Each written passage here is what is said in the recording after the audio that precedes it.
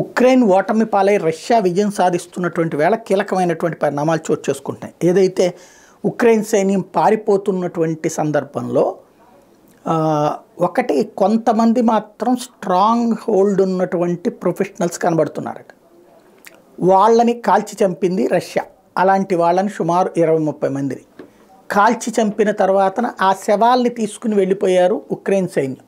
కానీ ఒక 5-6 శవాలు మాత్రం అక్కడ స్ట్రక్ అయిపోయాయి. రష్యన్ సైన్యం ముందుకు వెళ్ళిన తర్వాత ఆ శవాల్ని ఐడెంటిఫై చేసింది. ఎవరు వాళ్ళు అంటే నాటో దేశాలకు సంబంధించిన సైన్యం.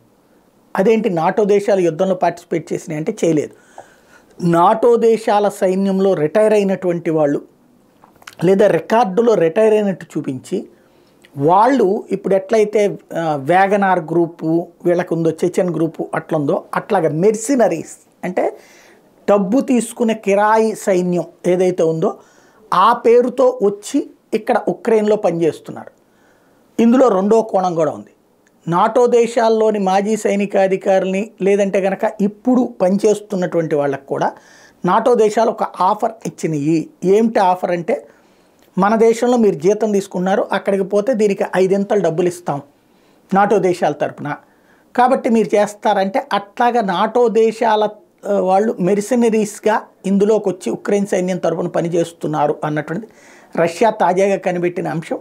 దాన్నే ఇక్కడ ప్రపంచం ముందు పెట్టినటువంటి వ్యవహారం.